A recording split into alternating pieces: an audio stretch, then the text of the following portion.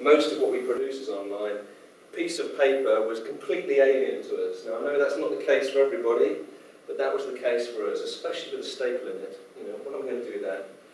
So we started bending these guys' ears and saying, look, this should be online. This should have a database. I need to be able to go back to what I've done before, and that's how this whole thing came about. So, I haven't got 150 slides. Let me just show you what we've got so far. So this is a prototype stage, but basically we're developing the profiler online. I've logged in as Chandler, one of my developers' likes friends, I apologise. And as Chandler, I see the resources that I have going at the moment, and that is, again, this is a programmer's idea of humour. Lord of the Rings, Wizard of Oz, and the Water Safety Activity Pack. So I can go in and I can rate these resources just as you have been doing. So if I go and re-rate this water safety, sorry, I've timed out. Right, if I re-rate this pack, then you will see all of the questions that you've just been answering on here. And we're going to do some nice little things, which is if you need to know more detail about exactly what that criteria is about, then we're going to provide detail about that. And if I just move on through the analysis, I get to write my narrative review in here, so I can type my notes and stuff for the future. And then as we move through to the other sections, mouse over here is again going to give me a value description to say what qualifies as a level 2 is this. Currently a bit of garbage Latin, but again we just provide some more detail about how I'm doing my grading. And if I just move through to the end, then you'll see how we're displaying the results. Get a chance to put a general review in. Get a summary. Actually tells me I've only answered 42 out of 50. And now if I want to view those results, there I have typical pie chart, just looking at the yeses and the nos, and then I've got this graph here. And the nice thing about the graph when it's online is that I can go and look at some of the low values. My goodness, I'm scoring a 1 here.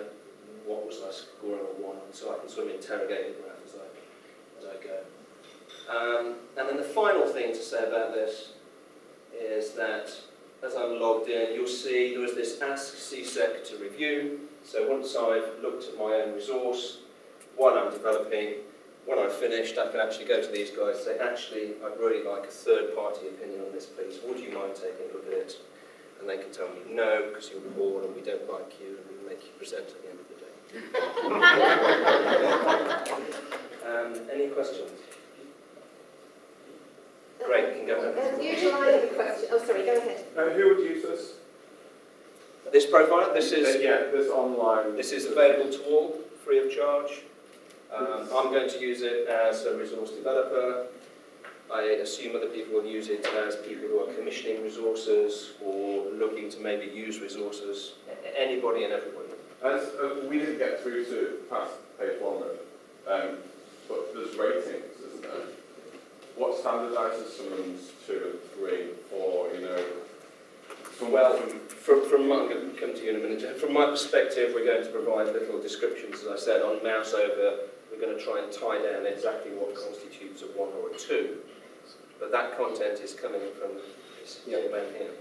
Basically, anyone can use it. You don't have to be a member of CSEC to log on to it. It's a separate entity out of the CSEC site. So we just ask you to register your username and password. CSEC can't view any of the resource, anything.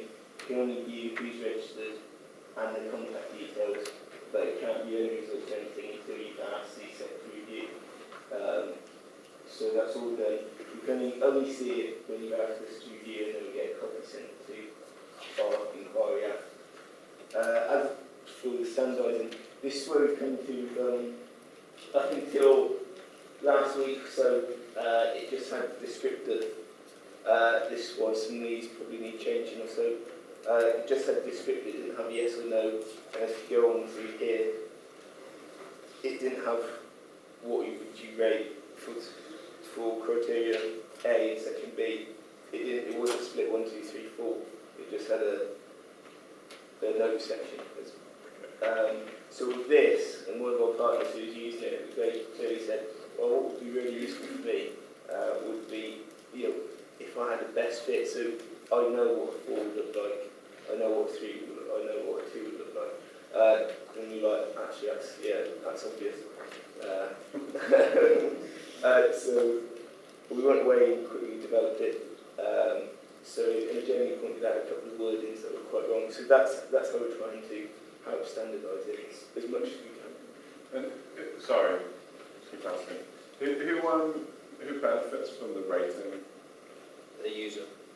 So it's purely for resource there's developers? I think I could actually, I hope, in fact I would expect, that because the producer, we're talking about produce a better product in accordance with that particular set criteria, that the beneficiaries and therefore the users will have a better product which is more purposeful around high quality. Oh, yeah, I understand that further down the line. It's been from We're not collecting data, publishing results, saying 4 out of 5 resources were bad. Yeah, it's not yeah. about it's so it's just kind of like if you lie. This is for your use. It's your own self-measurement. Right. Okay. Yeah. You can, as I think you suggested in the last frame, if you feel really good about your resource, you can say to CSEC, we'd like you to review the resource, or triangulate the 3 reviews, or more if we decide that's the better thing to do, to debate from the membership.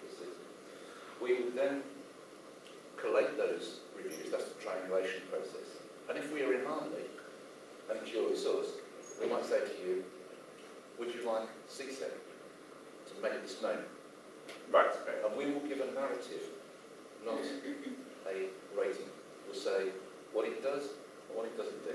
And the intention is that then the buyer or the user is able to look at several resources and say, that's the one that I need at the moment. Right. Because that suits my purpose.